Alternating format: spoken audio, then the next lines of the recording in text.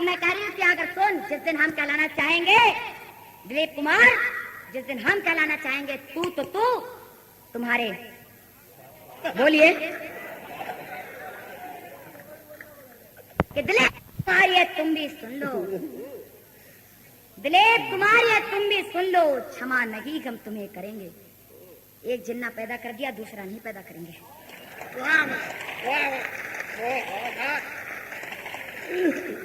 तो दिलीप कुमार या तुम भी एक, अगर हमारे प्रधानमंत्री जिनको हमने पूरे विश्व में गणना की गई कि पूरे विश्व का वर्तमान समय में सबसे लोकप्रिय व्यक्ति कौन, तो उसमें माननीय अटल बिहारी वाजपेयी जी का नाम सर्वोपरि था। इससे बड़ा जनादेश किसी के जीवन में कभी भी किसी को नहीं मिला। जिसके चेहरे पे हमने अपना जनादेश दिया वो अटल बिहारी वाजपेयी। अगर वो हिजबुल मुजाहिदीन से बात करते हैं तो अगर हम उनसे बात कर सकते हैं, उनको जवाब दे सकते हैं, तो तू क्या लगता है कि दिलीप कुमार ये तुम भी सुन लो, क्षमा नहीं हम तुम्हें करेंगे। तू तो निशाने पाक हुआ गए, नहीं हिंद में रहने देंगे। बाल ठाकरे वंदे मातरम।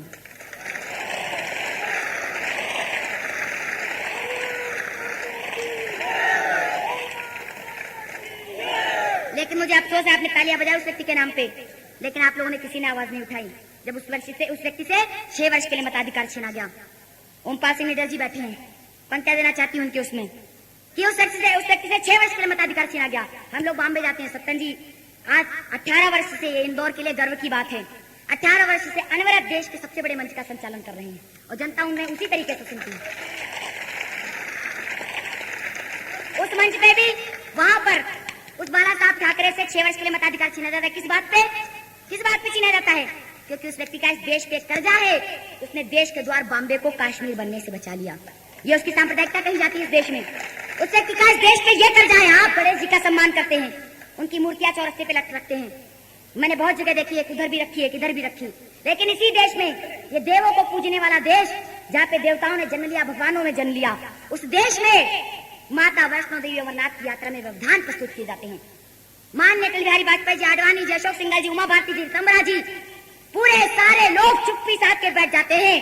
तो पूरी राजनीति में अकेला ऐसा मर्द होता है जो सीना ठोक के कहता है कि अगर वैष्णो देवी अमरनाथ की यात्रा में व्यवधान प्रस्तुत किए गए तो अरब की धरती के लिए कोई भी विमान बॉम्बे की धरती से नहीं उड़ेगा। ये उसकी सांप्रदायिकता है, उसकी ये सांप्रदायिकता है, उसकी ये सांप्रदायिकता है कि ये मैच फिक्सिंग जो सारे क्रिकेटर कर रहे हैं अभी, उसकी ये सांप्रदायिकता है कि जब हमारे देश के गौरव सचिन तेंदुलकर उनकी मार मार के कलकत्ते में वसीम अकरम कमर तोड़ देते हैं तो सब चुप्पे चाप बैठे रहते हैं, सब देखते रहते हैं, मजा लिया करते टीवी पे। मार मार के उसकी कमर तोड़ देते हैं, वो बेचारा इंग्लैंड में जाता है इलाज करवाने के लिए। उस समय अकेले शिव सैनिक कैसे होते हैं जो ये कहते हैं कि बॉम्बे की धरती पर कोई भी पाकिस्तान का खिलाड़ी नहीं खेल सकेगा। उस व्यक्ति से 6 वर्ष के लिए मताधिकार छीना जाता है। तो मैं कहती हूँ माननीय चुनाव आयोग गिल, तुमने निश्चित से 12 बजे ये निर्णय दिया होगा, लेकिन अगर दिया है तो तुम्हारे निर्णय का सम्मान करते, क्योंकि हमने ही तुमको चुनाव आयोग बनाया, इस जनता ने ही तुमको बनाया, नहीं तो तुम क्या थे। लेकिन अगर तुमने निर्णय दिया तो सम्मान करते, लेकिन निष्पक्षता के साथ में निर्णय दो। मैं उत्तर प्रदेश की उस धरती से आई हूँ जो धरती इस बात को भोग रही है, उस गंदे कीड़े को भोग रहे हैं हम, जिसने हमारे उत्तर प्रदेश को बर्बाद करके रख दिया। आज हमारा उत्तर प्रदेश जो धधक रहा है उसी की देन है। अगर तुमने बाला साहब ठाकरे से 6 वर्ष के लिए मताधिकार छीना, तुम्हें मुलायम सिंह यादव जिसने ये कहा कि 2000 करोड़ रुपए आर्थिक सहायता पाकिस्तान को देनी होगी, उस व्यक्ति को देश निकाला देना चाहिए था तुम्हें।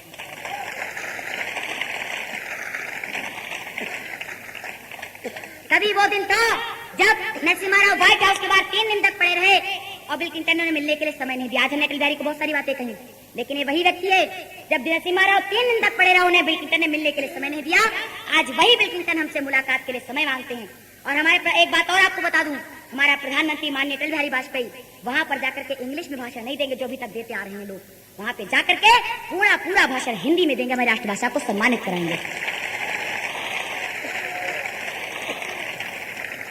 और वही बिल क्लिंटन आज हमारे प्रधानमंत्री से फोन लगा करके मुलाकात का समय मांगते हैं और हमारा प्रधानमंत्री कह देता है कि बिल क्लिंटन जी अभी हमारे पास मुलाकात के लिए समय नहीं है, आप चुपचाप बैठिए। अटल दिलीप कुमार ये तुम भी सुन लो, क्षमा नहीं गम तुम्हें करें तो तू क्या है? जब मैंने बिल क्लिंटन को नहीं छोड़ा तो तू क्या है?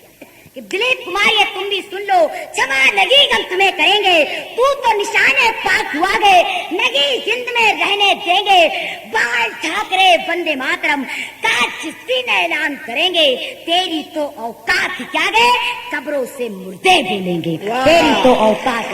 भारत माता की। ये अब हमारे बीच में हिंदुस्तान के दो एंटिक बचे, ये दो पुरातत्व की वस्तुएं। अभी आपने बच्चे की कविता सुनी, ये जो लोग जाना चाहते हैं शांति से निकल जाएं, आनंद से वंचित हो जाएंगे। हाँ, जो लोग जाना चाहते हैं निकले।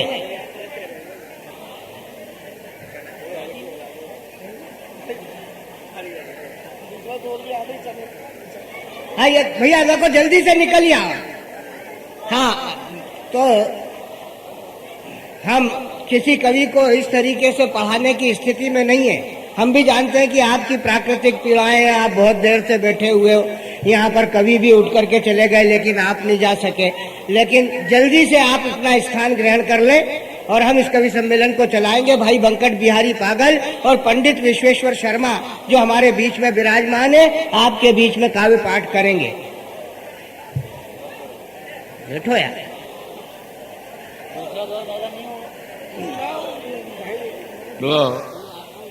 बहुत ही आनंद आ रहा था जब ये मधुमिता शुक्ला पढ़ रही थी, तो मुझे ऐसा लग रहा था कि आज मैं बुढ़ापे को भूल गया। ईमानदारी से जवानी का जो जोश होता है, उस जोश को आपने भी महसूस किया, मैंने भी महसूस किया।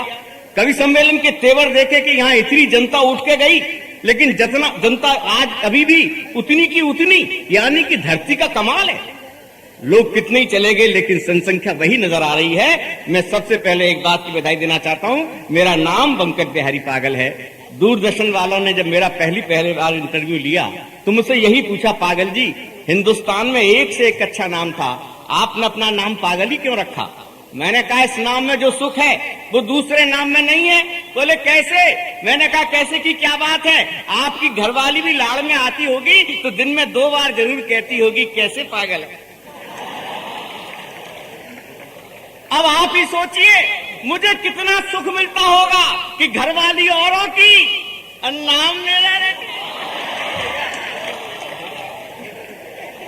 तो इस नाम का आनंद मुझे बहुत आता है। आपने बड़े प्यार से सुना है और बड़े प्यार से सुनने के लिए बैठे हैं। मैं सबसे पहले तो बधाई देता हूं इस मधुमिता शुक्ला को। इसको हजार बधाई देने के बाद ये पूरा कवि सम्मेलन आपने सुना। हमारे शुरू के कवि से लेकर के आखिर के कवि तक, बृजेंद्र चकोर से शुरू हुआ, मधुमिता तक आ गए। ये कवि सम्मेलन आपने सुना, मैंने भी सुना, लेकिन मुझे कैसा लगा ये आपको बता देना चाहता हूं कि सुना है कि शब्द ब्रह्म होता है, सुना है कि शब्द ब्रह्म होता है, ब्रह्म सकल सृष्टि का सृष्टा और सृष्टा की नजरों में कवि होता है युग दृष्टा। सृष्टा की नजरों में कवि होता है युग दृष्टा कवि आत्मविभोर होता है, आत्मविभोर। युग दृष्टा कवि आत्मविभोर होता है, आत्मविभोर। छावनी चौराहे का चमत्कार देखा बृजेंद्र चकोर? छावनी चौराहे का चमत्कार देखा बृजेंद्र चकोर? ये ओम व्यास वो ओम पाल, ये ओम व्यास वो ओम पाल, ये पाठ वो डालडा। ये ओम व्यास वो ओम पाल, ये पाठ वो डालडा। दोनों के ही मन में सुलग रहा है ज्वालामुखी। इस सच्चाई को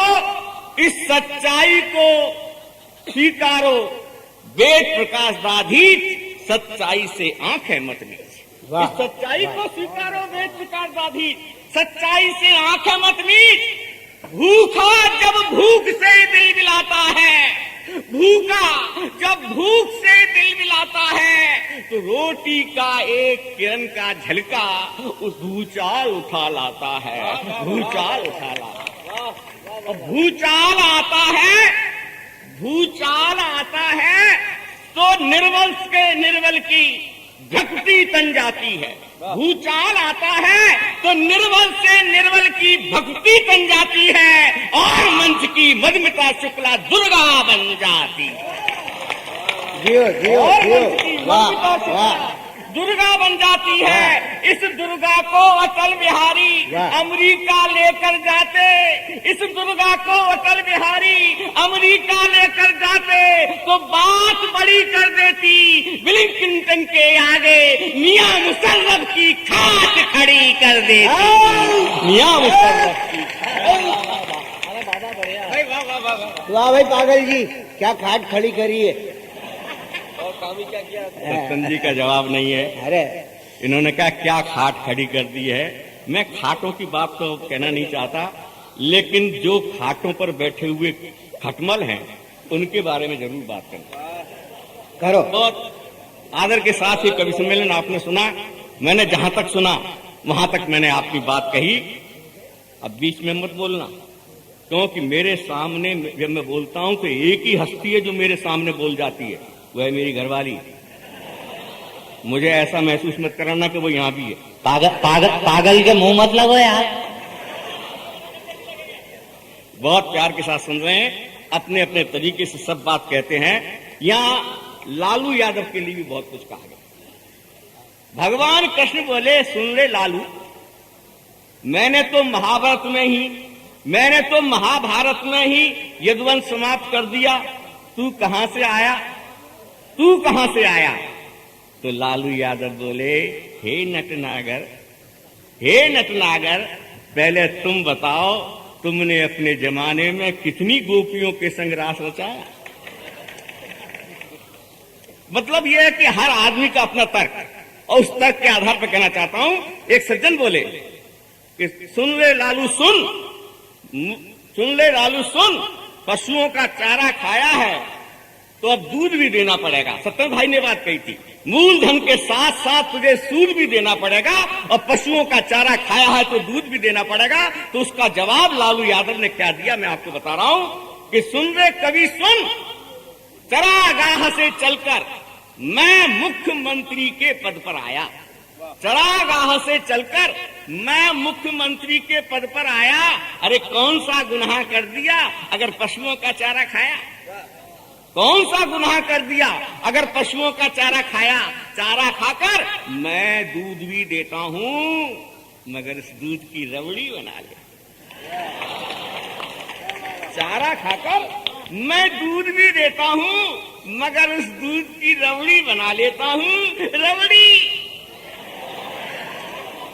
रबड़ी हमारी है, हम ही चाटेंगे। रबड़ी हमारी है, हम ही चाटेंगे। ये सत्यनारायण का प्रसाद थोड़ी है जो हर किसी को बांटेंगे।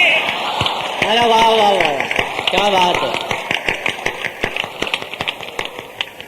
यहाँ किरण जोशी ने एक संस्कृत की बात कही थी, त्रिय चरित्रम पुरुषस्य भाग्यम देवो न जानाति कुतो मनुष्य।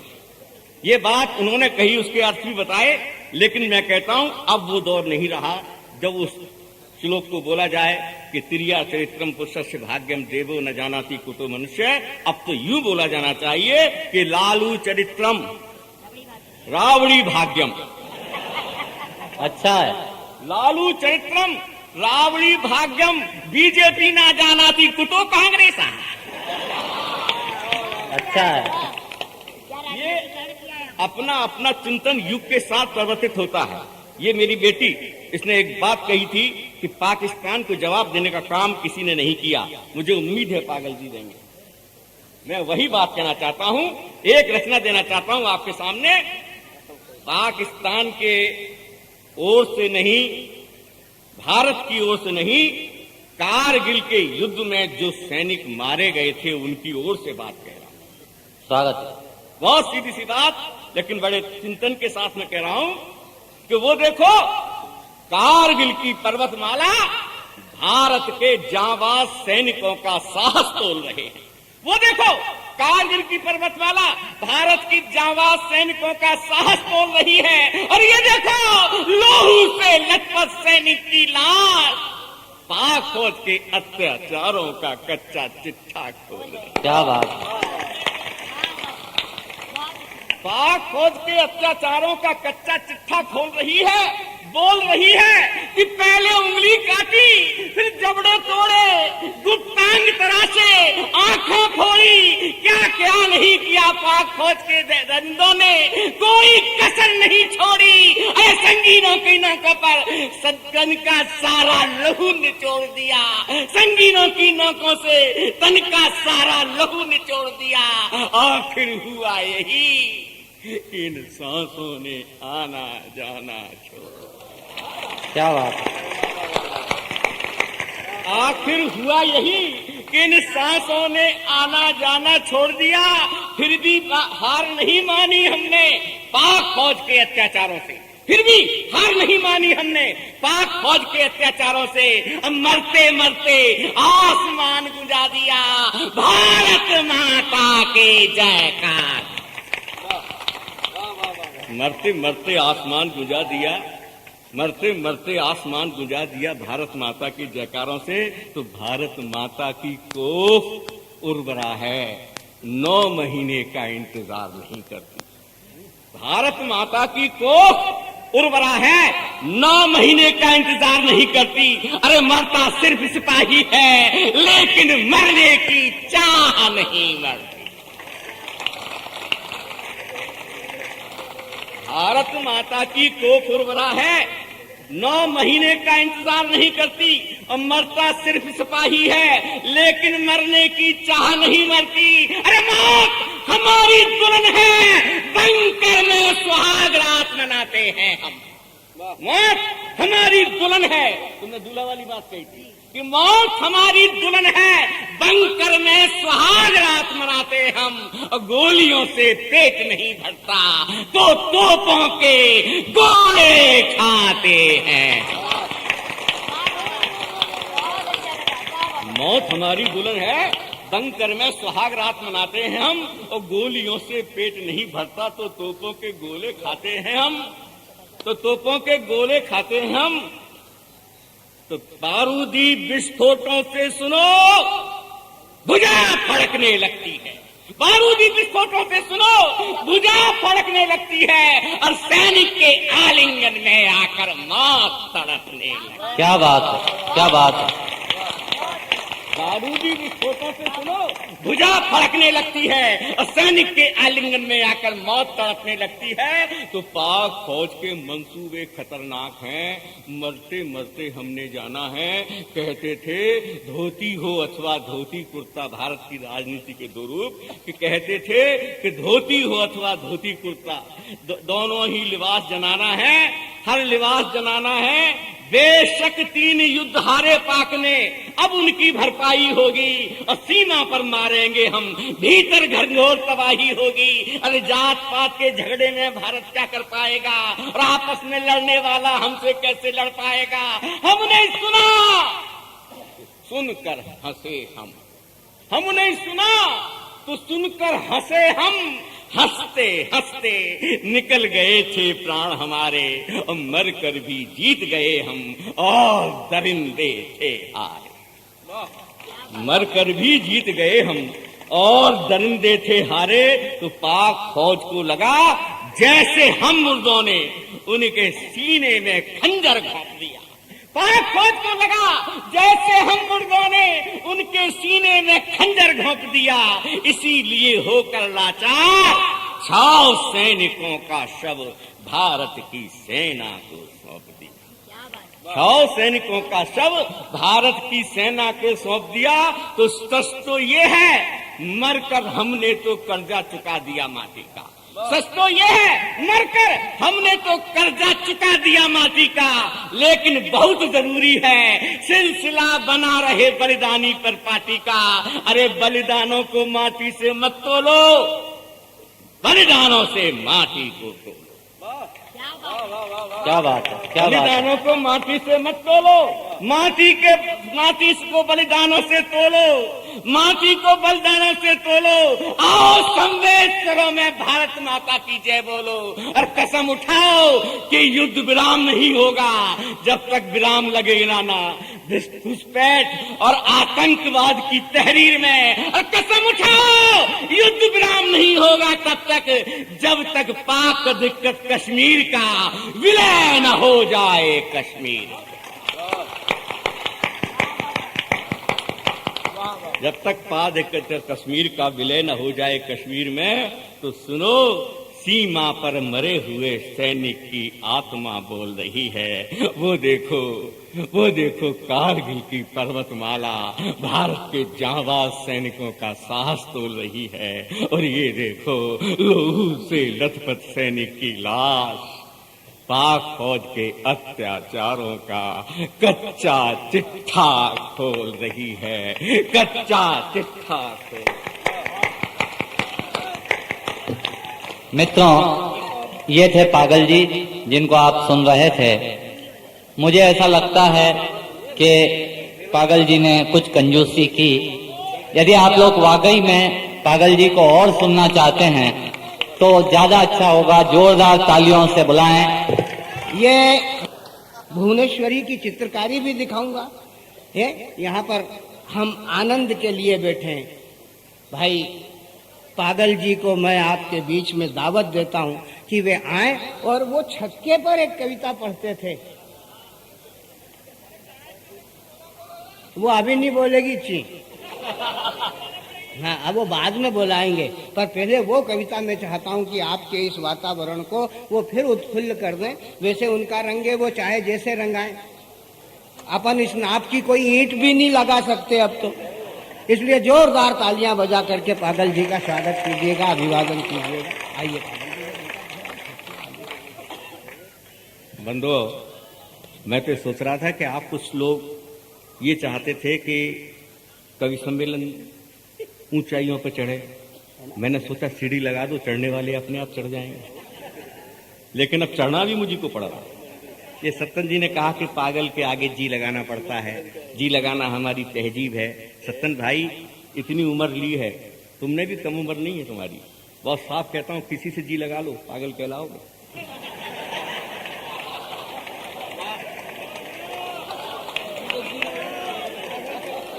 तो जी लगाना कोई अच्छी बात नहीं है, लेकिन बहुत अच्छी बात है। नहीं ऐसी बात नहीं है। मिलो ना तुम तो जी घबराए, और मिलो तो आप चुराए, हमें क्या हो गया है। अब ये भी बात कितनी बढ़िया बात कही, मिलो न तुम तो जी घबराए और मिलो तो तबीयत आंख घबराए। क्या बात कही। मैं एक बात कहता हूं कि अपन दूर दूर बैठे हुए सारे काम कर ले तो क्या बुराई है। और इस उम्र में तुम भी किसी लायक नहीं, हम भी किसी लायक नहीं, इसलिए अच्छा है इशारों में बात हो जाए। यार पागल जी, कल्पना के महल में मुलाकात हो जाए और इसी तरह से सारी रात हो जाए। बहुत क्या हो गया? कौन से दादा जैसे सो गए? दादा सो गए। अरे नहीं वो सो नहीं गए, वो इस दुनिया में ही नहीं है।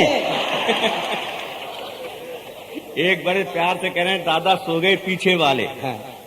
मैं कह रहा हूं जो दादा पीछे पड़ा हुआ है वो सो ही नहीं सकता।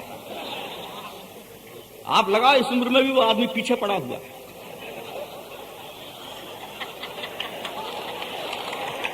हाँ, पर तुम्हें क्या चिंता है यार? इसलिए उसके लिए कुछ भी कहना अजीब बात है। जहां तक मेरे प्रातत्व का होने की बात है, मैं सच कह रहा हूं, मेरे राजस्थान की तो ये गरिमा रही है। मुझ जैसों का सम्मान शुरुआत से चला आ रहा है। आपको याद होगा राणा सांगा हमारे राजस्थान का ही था। उसके बाद हमारे एक पूर्व मुख्यमंत्री जो अब नहीं रहे, स्वर्ग सुधार गए, आदरणीय हरदेव जोशी, वो भी मेरी तरह थे। अंतर केवल इतना है मुझ में और उनमें, वो जो थे उनका इधर का हाथ नहीं था, मेरा इधर का नहीं। लेकिन इसके बावजूद भी मैंने उनको अपने को कभी अंतर महसूस नहीं किया, क्योंकि इस बात में मुझे गर्व होता था कि जो काम उनके दाएं हाथ का वो काम मेरे बाएं हाथ का। ये अपना अपना चिंतन है। मैं तो एक बात कहता हूं, किसी चीज में अच्छाई बुराई दोनों निहित होती हैं। आप उसको ग्रहण कैसे करते हैं, ये ग्रहण करने की वृत्ति है। आपको भोजन परसा जाता है, रोटी दी जाती है, उस रोटी की चुंगी बना करके आप यूं खाने लग जाएं, एक एक निवाला तोड़ के खाएं। स्वाद अपना अपना है। और मैं तो एक ही बात जानता हूं, रोटी का स्वाद तो अब सभी जगह एक सा होता है, लेकिन उसकी परसगिरी का स्वाद होता है। इस बात को सत्तन जी अच्छी तरह महसूस करते हैं, क्योंकि मंच के संचालक हैं। मैं भी अपने क्षेत्र में ये काम करता हूं, तो मुझे भी मालूम है कि खाना अगर आपकी घरवाली परोसे उसका स्वाद कुछ और, बहन पर से उसका स्वाद कुछ और, मां पर से तो उसका स्वाद कुछ और वही रोटी जब होटल में बैरा आके कहता है रोटी रोटी रोटी, स्वाद ही गायब हो जाता है। रोटी वही है, लेकिन उसके परसगिरी का स्वाद है वो अनंत अनुभूतियां देता है। मैं सत्यन भाई की इसी कला का पुजारी हूं कि इन्होंने परसगिरी में कभी कमजोरी नहीं की। जो भी मेहमान आया, चाहे छोटा आया या बड़ा आया, इन्होंने जो परसगिरी की उसका पूरा पूरा स्वाद आपको मिला।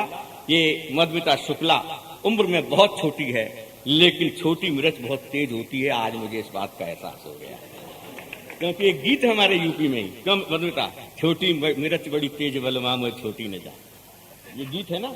तो ये सार्थक कर दिया। और छोटा होना कोई बड़ी बात नहीं है, छोटा होना बुरी बात भी नहीं है, क्योंकि छोटा होने से एक फायदा रहता है। हनुमान जी जब छोटे बन गए तो सुरसा के मुंह में जाके निकल आए, और जब तक बड़े रहे तो सुरसा को नहीं रोक पाए, सुरसा से नहीं फिर पाए। तो छोटा होकर के बड़ा होना तो बड़ी बात है, बड़ा होकर के छोटा होनी बुरी बात है। इसलिए मधुमिता को हजार हजार आशीर्वाद देता हूं कि छोटी है लेकिन बड़ी हो गई। ये सुरसा के मुंह में जाकर के हनुमान की तरह निकल आई, और सारी राजनीति जो इसके खिलाफ है या राष्ट्र के खिलाफ है, उसमें ये दबंगता के साथ में कविता पढ़ती है। इसको बहुत बहुत बधाई देता हूं कि ओमपाल सिंह जी निडर हमारे बैठे हुए हैं। इनका आशीर्वाद भी मधुमिता को है, लेकिन ओमपाल सिंह निडर जी में और मुझ में एक अंतर है। ये मन से आशीर्वाद देते हैं, जवान से नहीं देते। क्योंकि कहते हैं जवान हिलाऊंगा तो बड़ी मुश्किल ये है कि वो फौरन कल्याण सिंह पे चली जाए। कल्याण सिंह बहुत अच्छे आदमी थे, अब वो बहुत अच्छे तो हैं, पर आदमी है या नहीं ये पता नहीं। तो अपने अपने चिंतन, अपने अपने तर्क मुझसे एक रचना विशेष के लिए कही। ये व्यंग के धरातल पर जब मैं लिखने की कोशिश करता हूं तो मेरी एक इच्छा रहती है कुछ नई बात कहूं, नई तरीके से कहूं। आरक्षण का मुद्दा पूरे हिंदुस्तान में जिस वक्त आया, हर व्यक्ति ने आरक्षण के खिलाफ पड़ा, और उसमें गधे और घोड़े की कल्पना कि घोड़ों की जगह गधों को लगाया जा रहा है, ऐसा किया जा रहा है। मैंने ये कल्पना अच्छी नहीं लगी। मैंने कहा इसकी सच्चाई को पहुंचना चाहिए। तो सच्चाई को पहुंचने के लिए एक रचना दी कि हमारे एक मित्र बोले पागल जी, जांचगत आरक्षण की बात तो समझ में आती है। हमारे एक मित्र बोले पागल जी, जांचगत आरक्षण की बात तो समझ में आती है, लेकिन अल्पसंख्यकों के आरक्षण की बात समझ में नहीं आई। लेकिन अल्पसंख्यकों के आरक्षण की बात समझ में नहीं आई। आप ही बतलाइए, अल्पसंख्यकों में ऐसी कौम है, कौन सी कौम है? आप ही बतलाइए, अल्पसंख्यकों में ऐसी कौन सी कौम है जिसने जात, धर्म और भाषा के नाम पर न कभी कोई आंदोलन किया हो, न झगड़ा। आप ही बतलाइए, अल्पसंख्यकों में ऐसी कौन सी कौम है जिसने जात, धर्म और भाषा के नाम पर न कभी कोई आंदोलन किया हो, न झगड़ा। हमने तपाक से जवाब दिया है जड़ा। कभी देखा जाति धर्म भाषा पे लड़ते हुए इनको? हमने तपाक से जवाब दिया हिजड़ा। मित्र बोले कल्पना कीजिए, मित्र बोले कल्पना कीजिए, अल्पसंख्यकों के आरक्षण की सुविधा पाकर हिजड़े सरकारी नौकरी में आ जाते हैं, और श्रीमान मंत्री महोदय कोई जरूरी फाइल किसी हिजड़े से मंगाते हैं। हम बोले फाइल लेकर तो जरूर जाएगा, लेकिन मजा आ जाए। हम बोले फाइल लेकर तो जरूर जाएगा, लेकिन मजा आ जाएगा। बगल में फाइल होगी, सर पे पल्लू, आंख में काजल, मुंह में पान, हाथ में चूड़ी, पांव में पायल। चलेगा तो पायल बोलेगी छम छम छम, चलेगा तो पायल बोलेगी छम छम छम, और कमरे में घुसते हुए फिल्मी धुन में गुनगुनाएगा, ए बड़े यार मानो से रखा है बलम तेरे कमरे में कदम।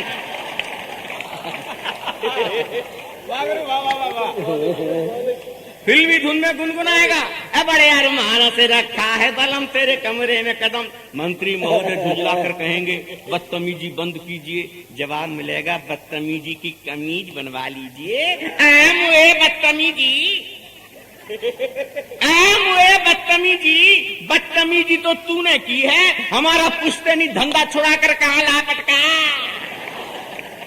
मुए बदतमीजी तो तूने की है, हमारा पुश्तैनी धंधा छुड़ाकर कहाँ लापटका इतने बड़े दफ्तर में, न जच्चा न बच्चा न गाना न बजाना, मुझे अपनी तो समझ में ही नहीं आता तुम मर्द है के जनाना। मित्र बोले बस पागल जी बस, मित्र बोले बस पागल जी बस, हंसते हंसते हम रो देंगे, हमें मालूम न था ये राजनेता आरक्षण के सैलाव में समूचे हिंदुस्तान को डुबो देंगे, समूचे हिंदुस्तान को डुबो देंगे, समूचे हिंदुस्तान को डुबो। ये सतन जी की इच्छा अनुसार बात कही। एक छोटा सा व्यंग और दे देना चाहता हूं। टिकट टिकट टीटी ने आवाज लगाई, टिकट टिकट टीटी ने आवाज लगाई, लेकिन डिब्बे में बैठे हुए किसी भी यात्री ने टिकट नहीं दिखाई। लेकिन डिब्बे में बैठे हुए किसी भी यात्री ने टिकट नहीं दिखाई। टीटी ने एक बूढ़े भिखारी का कंधा हिलाया, बोले बाबा टिकट निकाल, खरीद कर लाया कि नहीं लाया। बूढ़े भिखारी ने अंगूठी में से टिकट निकाली, टीटी को दिखाई और मुट्ठी में दबा ली। टीटी बोला टिकट मुझे दो, चेक करके लौटाऊंगा। तो भिखारी बोला टिकट तुझे दे दूंगा तो मैं विदाउट टिकट हो जाऊंगा। टीटी बोला टिकट तुझे दे दूंगा तो विदाउट टिकट हो जाऊंगा। टीटी बोला बाबा मैं सरकारी नौकर हूँ, यानी कि टिकट कलेक्टर हूँ। बाबा मैं सरकारी नौकर हूँ, यानी कि टिकट कलेक्टर हूँ। तो पास में बैठा हुआ यात्री बोला टिकट कलेक्टर है और भिखारी से टिकट मांग रहा है। पास में बैठा हुआ यात्री बोला टिकट कलेक्टर है तो भिखारी से टिकट मांग रहा है, शराफत की सीमा को लांग रहा है। तो दूसरा यात्री बोला क्या कहा, कलेक्टर है वो विदाउट टिकट यात्रा कर रहा है। दूसरा यात्री बोला क्या कहा, कलेक्टर है वो विदाउट टिकट यात्रा कर रहा है, कानून से भी नहीं डर रहा है। तीसरा यात्री बोला पकड़कर पुलिस के हवाले कर दो। तो चौथा यात्री बोला पुलिस के चक्कर में क्यों पड़ते हो, 10-20 तगड़े हाथ धर दो। पांचवा यात्री बोला पुलिस आएगी तो 10-20 रुपए खा जाएगी। वाह। पांचवा यात्री बोला पुलिस आएगी तो 10-20 रुपए खा जाएगी। तो पास में बैठे हुए एक नेताजी बोले हमारे होते हुए पुलिस कैसे खा जाए। पास में बैठे हुए एक नेताजी बोले हमारे होते हुए पुलिस कैसे खा जाएगी। बहुत सहेलियां अब नहीं सहेंगे, ये भ्रष्टाचार खत्म करके रहेंगे। तो पास में बैठा हुआ एक पत्रकार बोला नेताजी आपके किए कुछ हो न हो, लेकिन हम पत्रकारों के द्वारा इन भ्रष्ट अधिकारियों की अपील होगी। कल के अखबार में फ्रंट पेज पर न्यूज होगी कि भिखारी से टिकट मांगकर भीख मांगने का रिकॉर्ड तोड़ा। भिखारी से टिकट मांगकर भीख मांगने का रिकॉर्ड तोड़ा। सरकारी अधिकारी ने भिखारी को भी नहीं छोड़ा। तो टीटी झल्लाया और बोला नेताजी पहले आप ही टिकट निकालिए। टीटी झल्लाया और बोला नेताजी पहले आप ही टिकट निकालिए। नेताजी बोले टिकट लेने ही तो जा रहे हैं यार।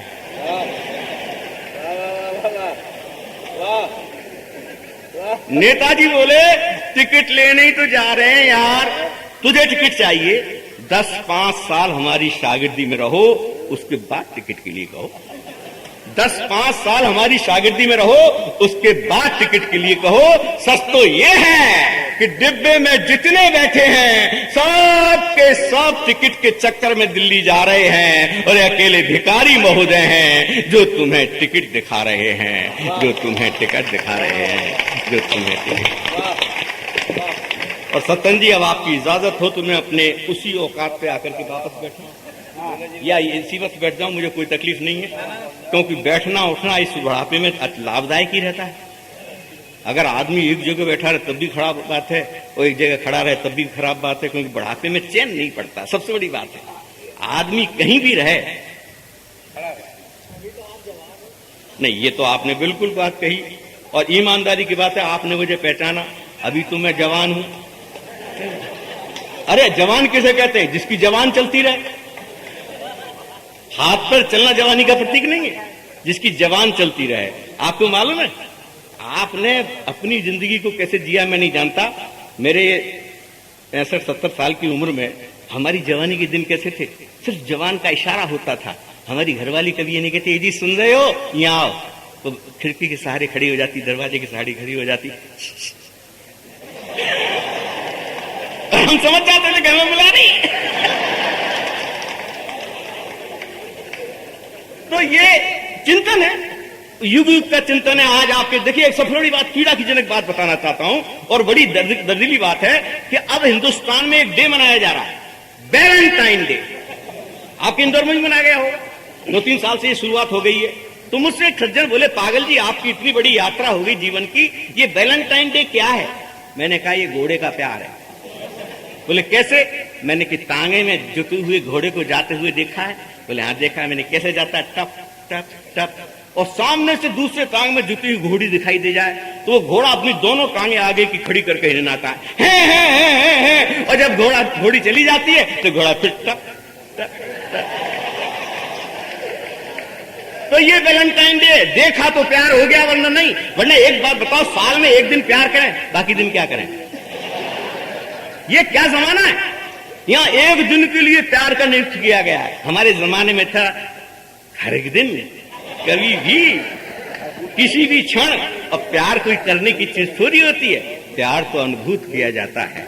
बहुत प्यार के साथ कहना चाहता हूं, इस प्यार के बारे में अपनी अपनी कल्पनाएं सब करते हैं, लेकिन मैं तो एक ही बात मानता हूं, प्यार आंखों से होता है, प्यार दिल से होता है। जबान पे तो प्यार का नाम भी नहीं आता तो प्यार होता है, क्योंकि जबान पर जब आ जाता है तो प्यार प्यार नहीं रहता। प्यार का मतलब है मन ही मन में रहे। किसी के लिए मर मिटना जीवन में उस वक्त सार्थक होता है जब उसको पता भी न लगे और हो जाए। तो अपने अपने चिंतन है। मैं एक रचना देना चाहता हूं। मैंने यहां रोटी की बात करी थी, भूख की बात करना चाहता हूं। बहुत एकदम विषय परिवर्तन कर रहा हूं कि मैं भूख हूं, भू से खगोल तक राज है पागल। मैं भूख हूं, भू से खगोल तक राज है पागल। जल थल नभ पर ये जो प्राणियों का समाज है पागल। किसी को देखो सभी के भाल पर मेरा नाम लिखा है, मुताबिक कर्म के प्यारे सभी का अंजाम लिखा है। वाह। किसी को देखो सभी के भाल पर मेरा नाम लिखा है, मुताबिक कर्म के प्यारे सभी का अंजाम लिखा है। यही कारण है कि लोग मुझको गालियां तक देते, मगर मैं किसी से कुछ नहीं कहती, और सर पर सवार होने की आदत नहीं मेरी, मैं सदा पेट में रहती। सर पर सवार होने की आदत नहीं मेरी, मैं सदा पेट में रहती। तो पेट गढ़ है, किला ऐसा, पेट गढ़ है, किला ऐसा कि जिसको जीता नहीं जा सकता, और हार कर हिम्मत सर तो पीट लेते हैं लोग, लेकिन पेट को पीटा नहीं जा सकता। हार कर हिम्मत सर तो पीट लेते हैं लोग, लेकिन पेट को पीटा नहीं जा सकता। तो पेट कमजोर का हो, पुरजोर का हो, शाह का हो, चोर का हो, मुल्ला का हो, पुजारी का हो, मुल्ला का हो, पुजारी का हो चाहे किसी का हो, पेट हो। मैं पेट की मलिका हूं पागल, मैं पेट की मलिका, पेट पर मेरा निरंकुश राज है पागल। मैं पेट की मलिका, पेट पर मेरा निरंकुश राज है पागल, और सारे जहां की मुमताज रोटी है तो पेट उसका ताज है पागल। सारे जहां की मुमताज रोटी है तो पेट उसका ताज है पागल। तो पेट रूपी ये ताज मुझको विरासत में मिला है। जन्म से लेकर मृत्यु तक देखो इसी भूख का सिलसिला है। अरे भूख का भूल पाता नहीं रोटियों को, भूख का भूल पाता नहीं रोटियों को, और खाकर भी अघाता नहीं है। और पेट की इस मकबरे में रोटियां मुमताज बनकर दफन होती हैं सुबह शाम, लेकिन सौंदर्य उनका रंच भर भी घट पाता है। तो भूख का भय प्रारंभ में तो भयभीत करता है, जब सीमा लांग जाता है तो क्रांति का उद्घोष करता है। अरे धधकती भूख की ज्वाला जगत के ईमान बिक जाते, और रोटियों के हाथ में आकर इंसान बिक जाते। और काम का कानून हो या धर्म का जादू नहीं चलता, और आबरू नीलाम होती इसलिए कि पेट पर काबू नहीं चलता। पेट पर काबू नहीं चलता तो समझ लो प्रलय का आरंभ है पागल। भूख के विस्फोट का आरंभ है पागल, भूख के विस्फोट का आरंभ है। जहां तलक देखा जहान में,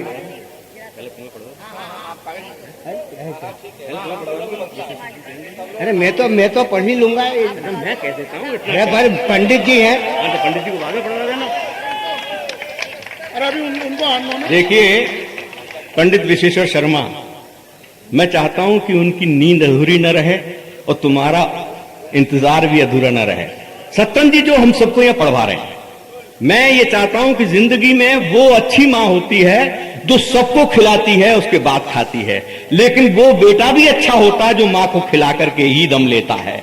मैं इसलिए इस वक्त इनको अपनी अम्मी मानता हूं, मम्मी मानता हूं, और बड़े बतौर बेटे इनसे निवेदन कर रहा हूं, मम्मी आओ तुम भी खाओ, आओ ना। इतने बड़े बड़े बेटे पैदा हो गए, जन्म लेते ही इस हालत में आ गए। भाई पागल जी ने मुझे उठाया, परमात्मा उनको उठाए, वो उठ गए। आओ। ये बात बहुत सार्थक कही सत्यन जी ने कि मुझे उन्होंने उठाया, परमात्मा उनको उठाए। मैं इस बात को जानता हूं इस उम्र के लिहाज से कि वो वक्त जरूर आएगा जब परमात्मा मुझे उठाएगा, लेकिन सत्यन ये मत भूलो सारा बोझा तुम्हारे ही कंधों पे जाएगा।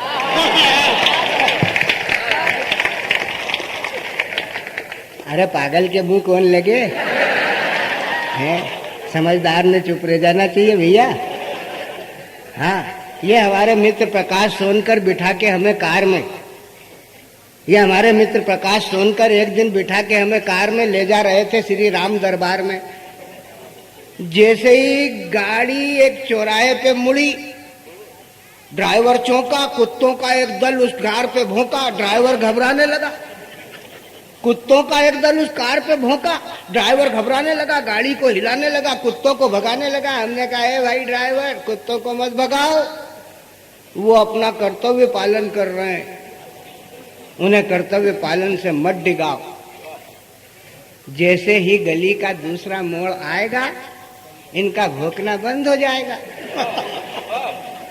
जैसे ही गली का दूसरा मोड़ आएगा इनका भौंकना बंद हो जाएगा। अरे इनकी मानसिकता को समझना बहुत हार्ड है। तुम्हें मालूम नहीं कि ये इनका वार्ड है?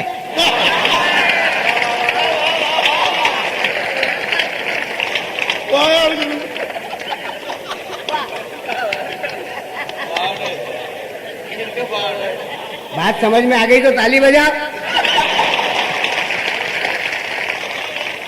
यार कविता के लिए कुछ नहीं लगता कुछ। आजकल की कविता हास्य व्यंग की इतनी सस्ती हो गई कि कहीं से भी कर लो। जैसे वाटर का सेट टूटा, फिल्म वाटर का सेट टूटा, बड़ी चोट हो गई और फोकट में शबाना की घोटमोट हो गई।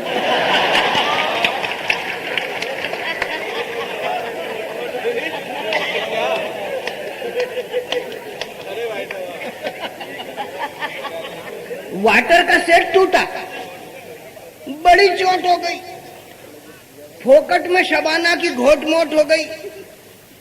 ये दृश्य देख मनमोजी लाल, इस दृश्य को देख करके एक नेता ने इसे सांप्रदायिक बताया, लेकिन हमारे मनमोजी लाल मित्र ने झूम झूम के गाना गाया कि होके गंजी आज देखो दुल्हनिया चली, रोई दीपा सखी उनकी दुनिया चली। ये गाना दुखी स्वर से दिग्गी राजा ने सुना, अपने सिर को धुना, स्वर को संवारा और बड़ी जोर से आलाप भर करके कहा कि मेरा दिल ये पुकारे आजा, नर्मदा के किनारे आजा। हमने क्या चुप हो जा राजा, वैसे ही बज गया बैंड बाजा। अटल जी को लेकर के विचारों ने न जाने कितनी कितनी बातें करी। तुम्हारा आदमी बच गया है, उसके पीछे पड़े हैं।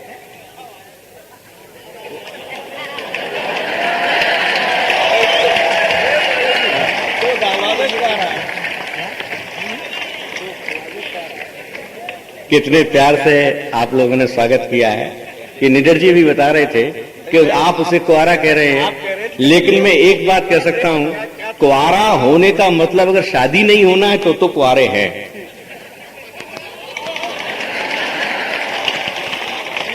देख भैया, जिन लोगों का ब्याह नहीं होता वो बारात में जरूर जाते हैं। अच्छा, बारात में से बा हटा दो तो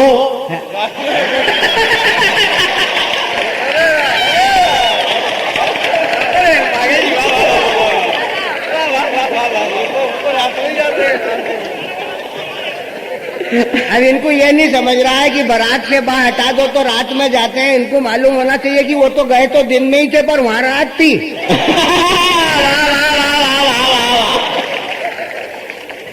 है, जहां वो गए वहां रात थी। मैं चलो यहीं से शुरू कर लेता हूं तुम्हारी रात से। है, क्लिंटन से अटल बिहारी वाजपेयी ने हाथ मिलाया और हाथ मिला के जोर जोर से हिलाया।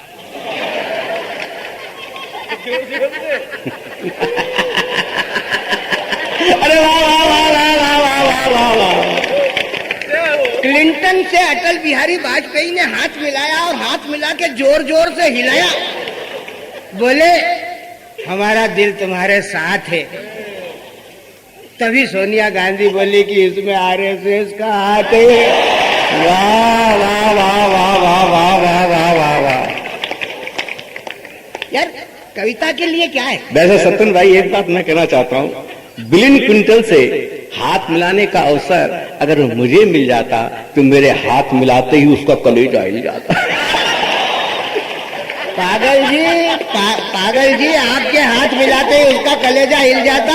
अरे बिल क्लिंटन की लड़की जिस वक्त यहाँ पे आई तो राजस्थान में तुम्हारे यहाँ गई। जब उसे भोजन परोसा तो उसके दाल बाफले रखे गए, तो उसके सामने वो लड्डू रखा, वो सफेद सफेद। वो पीछे सरक गई कि कहीं ये वही तो नहीं अणु बम। तो वो बोली ये व्हाट इज दिस, वो बोली व्हाट इज दिस, ये क्या है? पागल जी बोले दिस इज लड्डू लड्डू लड्डू लड्डू। इतनी देर में ओमपाल सिंह निडर बोझा लेके आ गए और उससे बोले ले बाप ले।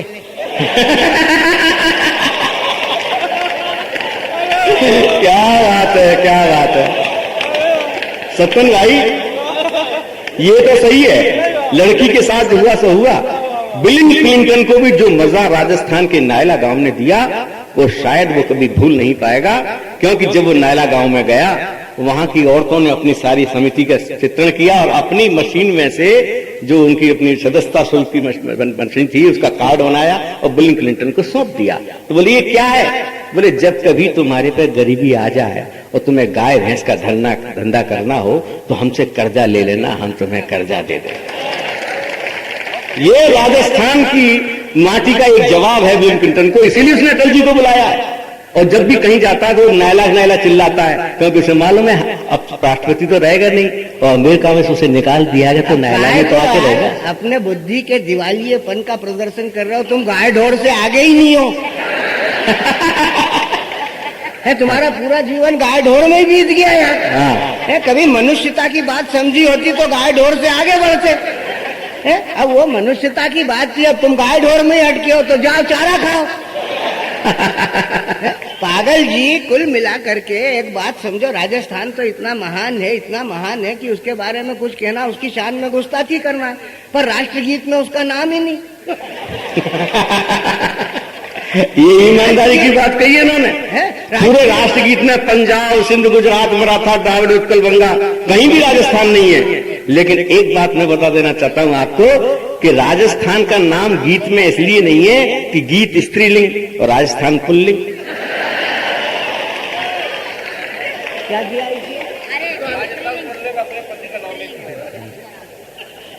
अब आप तो यही जान लो कि ये अभी जो कविता सुना रहा था उसका क्या लिंग था। ये वही लेंगे।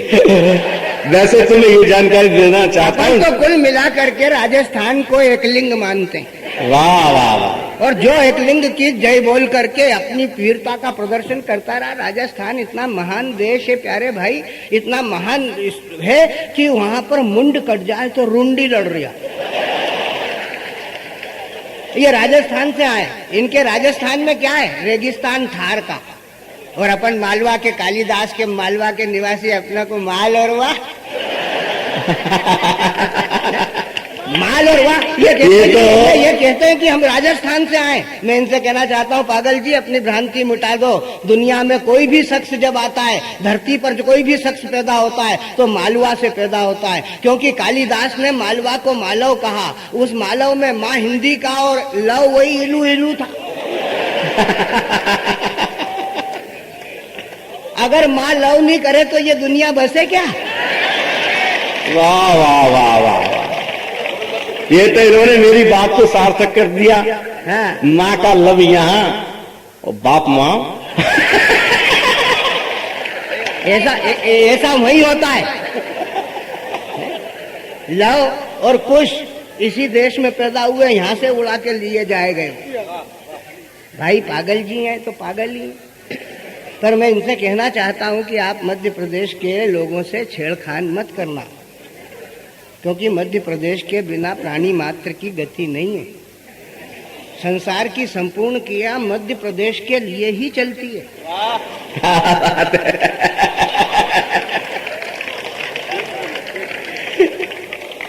ये शब्द से शब्द कभी हारता नहीं पागल जी। ये तो मेरा घर आंगन है, आप हमारे मेहमान हो, और मेहमान का सम्मान करना मालवा बहुत अच्छी तरीके से जानता है। ये बात अलग है कि अब हमारे हैंडपंप में पानी नहीं है। अरे वाह वाह वाह वाह वाह वाह सत्तन भाई, क्या बात है, वाह वाह वाह वाह। हाँ, ये बात अलग है यार कि हमारे हैंडपंप में पानी नहीं है, लेकिन फिर भी हमारे पास कहावत है कि मालव भूमि गहन गंभीर, पग पग रोटी डग डग नीर। आज फिर नीर होगी तो तुम्हें खीर खिलाएंगे, चाह तो पी लिया है तुम। असल में ये ब्राह्मण की औलाद है ना, तो मुझे चाय पीते हुए भी नहीं देख पा रहा। मेरे को लग रहा है ना, बामन का बेटा खड़ा और दूसरे खाए पिए, तो अभी तो श्राद्ध भी नहीं लगा।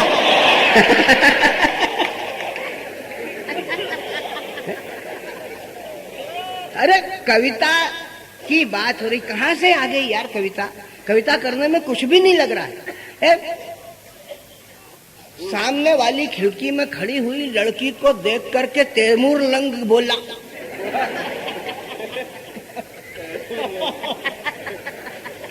सामने वाली खिली हुई खिड़की में खड़ी हुई लड़की को देखकर तैमूर लंग ने गाया। आलाप मार करके उसका ध्यान अपनी तरफ लाया और बोला, कहो ना प्यारे, कहो ना प्यारे। हमने क्या, क्यों, वो तेरे बाप की नौकर है जो तेरे कहने से कहेगी कहो ना प्यार है, कहो ना प्यार है? अबे ये जवानी का बुखार है। इस बुखार की एक ही दवा है और उस दवा का नाम ओंकार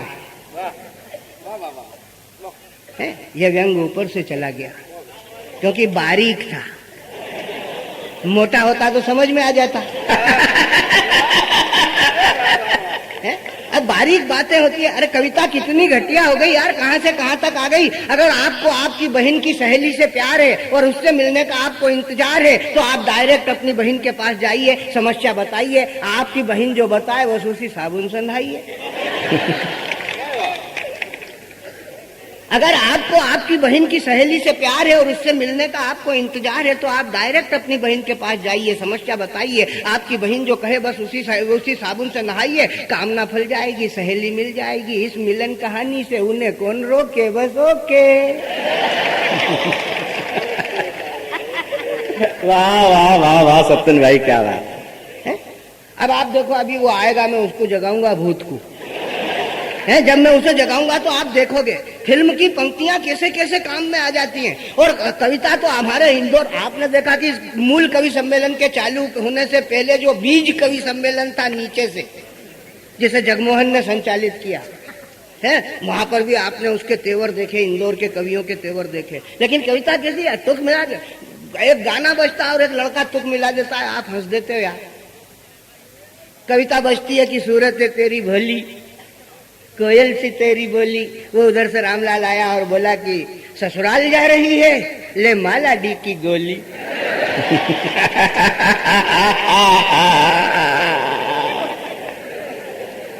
ये हमारे पुलिसकर्मी यहाँ पर बैठे हुए हैं, ये हमारी सुरक्षा का वादा करते हैं, दावा करते हैं, ये हमारी सुरक्षा करते हैं। यहाँ पर बहुत सारे कवि आए जिन्होंने इन पर छींटे फेंके इन्होंने क्या अपराध किया, बेचारे सीधे बैठे हुए हैं। इनके चरित्र पे कोई संदेह है कि सीधे बैठे, पर वो अपनी फप्ती इन पे कसी गए। ये अच्छा भी करो तो बुरा ही होता है। इनका इतिहास तुम्हें नहीं मालूम। इनके बाप दादा बहुत चरित्रवान थे, बहुत ईमानदार थे, और इतने चरित्रवान, इतने ईमानदार थे कि परमात्मा की चौकसी करते थे। इनके बाप दादे जो थे पुरखे, उनका नाम था जय और विजय। वो भगवान विष्णु के द्वारपाल थे। पुलिस का जन्म वहीं से हुआ है। वो इतने ईमानदार थे कि परमात्मा की चौकसी करते थे कि कहीं ये गड़बड़ नहीं कर दे। ये उनके चरित्र की कसौटी थी। लेकिन एक दिन वो ऑन ड्यूटी थे, घेरे पे खड़े हुए, उधर से ब्रह्मा के पुत्र आ गए, सनक, सनंदन, सनातन और सनत कुमार। वो उस युग के वीआईपी थे, और वीआईपी का वीआईपी थे। विदाउट लाल बत्ती प्रवेश हो गया उनका। उनके पास तो खड़ाऊ भी नहीं थी, पर वो सनक, सनंदन, सनातन और सनत कुमार बालकों के स्वरूप में ऋषि तुल्य जब घुसे, तो उन द्वारपालों ने, इनके पूर्वजों ने उनको रोका कि बोले प्लीज स्टॉप। इसमें हंसने की जरूरत नहीं कि जय विजय को अंग्रेजी नहीं आती थी, वो सारी भाषाओं को जानते थे। उन्होंने कहा देखिए मुनिवर, आप रुक जाइए, ये विष्णु जी के विजिटिंग आवर नहीं। वो तो ऋषि थे, वीआईपी थे। वो काहे को क्रोधित हो गए, बोले नहीं हम तो मिलेंगे ही। उन्होंने कहा हम नहीं मिलने देंगे। वो अपनी ड्यूटी पर थे, अपने कर्तव्य का निर्वाह कर रहे थे, परमात्मा शयन कर रहा था, वो कैसे मिलने देते। लेकिन वो तो वीआईपी, उनके हाथ में था एक कमंडल, कमंडल में था जल, हाथ उनके हाथ में ही था। मंत्र उनको याद ही था। उन्होंने झट हाथ उठा के कमंडल में घुसेड़ा, वापिस बाहर हेड़ा, मंत्र फूका और वो जय विजय के ऊपर छीट दिया, कह दिया कि जाओ राक्षस हो जाओ। उस दिन से ये राक्षस हुए। वाह वाह वाह वाह वाह वाह।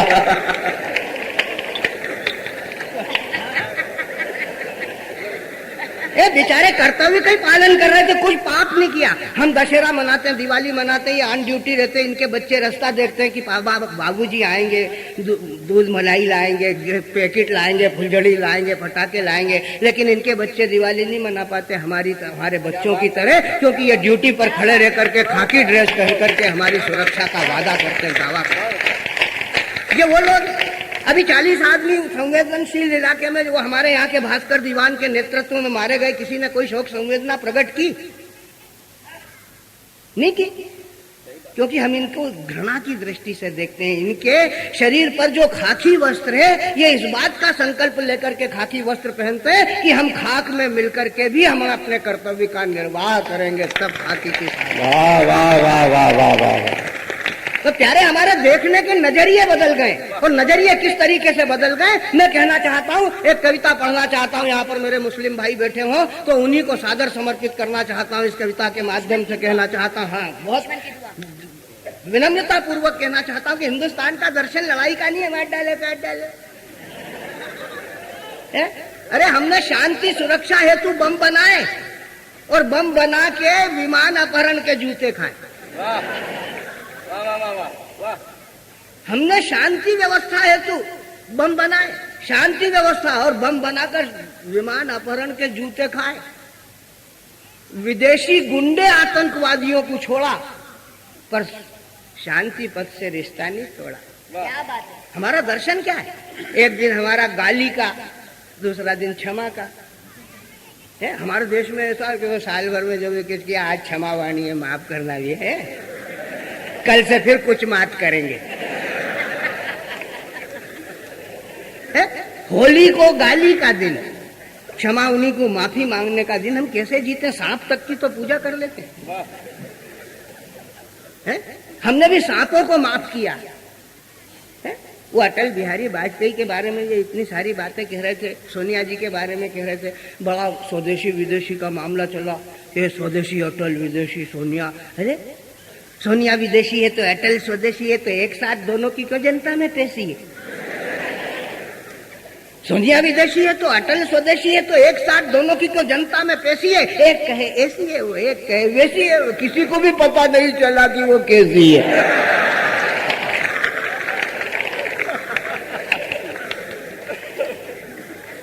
अरे सोनिया विदेशी, ये स्थिति, और ये राजस्थान झगड़े की जड़ है। अब ये सवेरा होने आ रहा है धीरे धीरे। हमारे देश में जब सूर्य नारायण उदित होते हैं तो सूर्य नारायण के उदित होने से पहले की जो बेला है उसे हम अरुणोदय की बेला कहते हैं। सूर्योदय से पहले की बेला को हम अरुणोदय की बेला कहते हैं। उर्दू वाले उसे शफक कहते हैं, और हम अपनी बोलचाल की भाषा में मालवे में उसको कहते हैं पो, है ना, कि पो फटने का टेम हो गया, कहते ना। ये पो हमारे यहाँ होती है और कहीं नहीं होती। हाँ, और ये ऐसी पो होती है जो फटती है।